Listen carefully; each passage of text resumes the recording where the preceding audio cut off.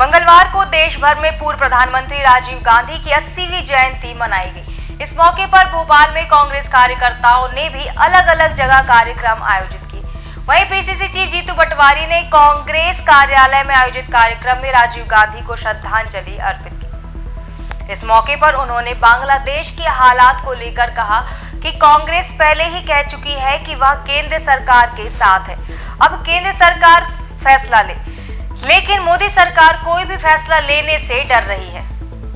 वहीं ईडी द्वारा विपक्षी पार्टियों पर छापेमारी को लेकर उन्होंने कहा कि ईडी और सीबीआई को केवल विपक्षी पार्टियों में ही भ्रष्टाचार दिखता है, जबकि सत्तासीन सरकार के मंत्री और प्रशासनिक अधिकारियों में इनको भ्रष्टाचार नजर ही नहीं आता।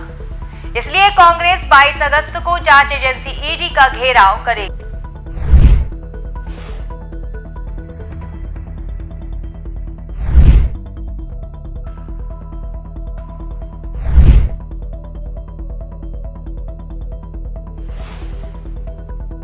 श्रीलंका में इसी तरह की जब मुद्दे अशांति फैला रहे थे तो राजीव जी ने शहादत दी। उसी शांति को लेकर देश के दायित्व को निभाया।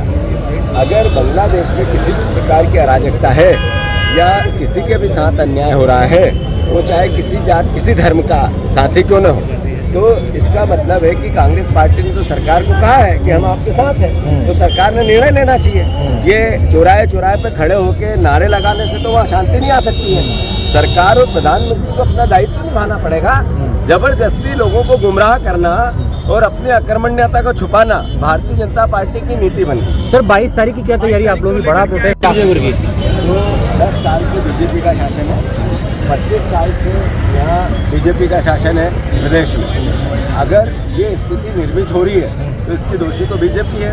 अगर उन्होंने ऐसा कहा तो यानी कैलाश विजयवर्गीय ये बता रहे हैं कि उनकी सरकार निकम्मी है, इसलिए देश में ऐसे हालात हैं।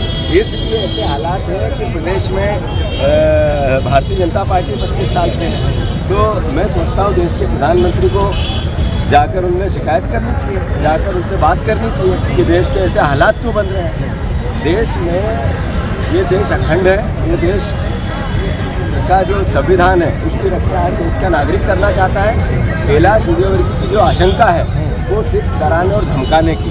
देश एकजुट है, था और रहेगा, और ये हर कांग्रेसी देश की एकता और अखंडता के लिए अपनी शहादत देनी पड़े, अपने खून का आखिरी कतरा बहाना पड़े तो तैयार रहेगा। नफरत और घृणा भारतीय जनता पार्टी के विचार और कैलाश विजयवर्गीय के विचार से लड़ता रहे। राज्यसभा आज 20 अगस्त का वो पावन पर्व है। राजीव जी जिन्होंने देश की 21वीं सदी का सपना देश और दुनिया को दिखाया, और जो रोजगार एक राष्ट्रीय समस्या है, घर घर की समस्या है, सरकार की समस्या है, राजनीतिक समस्या है, जो हमारे परिवार के बच्चों को लेकर हर व्यक्ति चिंतित रहता है। उसमें सबसे बड़ा अगर कोई आयाम बना तो राजीव जी की वो पहल जिसने IT क्रांति है। एक युवा सोच क्या होती है, देश के भविष्य की सैकड़ों साल बाद किस तरह का देश का भविष्य बनेगा वो सोच क्या होती है, एक विचार और संस्कार की सोच क्या होती है, इस देश के लिए मर मिटने की सोच क्या होती है, वो राजीव जी ने देश के सामने दी। मैं मानता हूँ कि देश का हर नागरिक, वो चाहे किसी भी राजनीतिक दल का हो, पर राजीव जी की कुछ भावना से कहीं कहीं प्रभावित है। जो IT सेक्टर के क्षेत्र में उनका विचार देश के सामने आया, नए सेक्टर पर नकारात्मक प्राप्ति करना चाहता है। पर याद है हमें कि जब कंप्यूटर आया तो बीजेपी के लोग बैलगाड़ी लेकर संसद का घेराव कर रहे थे और माथा पीट रहे थे कि क्या होगा रोजगार का, क्या होगा बाबुओं का, क्या होगा। तो उसी से रोजगार कितने बढ़े। मैं फिर से पूरी कांग्रेस पार्टी के साथ साथ देश के परिवारजनों से ये प्रार्थना करना चाहता हूँ, देश के परिवारजनों से, ये राजीव जी की वो सोच जो देश को भविष्य को बनाती है वही राहुल जी की है और कांग्रेस पार्टी की है। तो हम सब मिलकर राजीव जी के सोच के साथ देश के संविधान की रक्षा।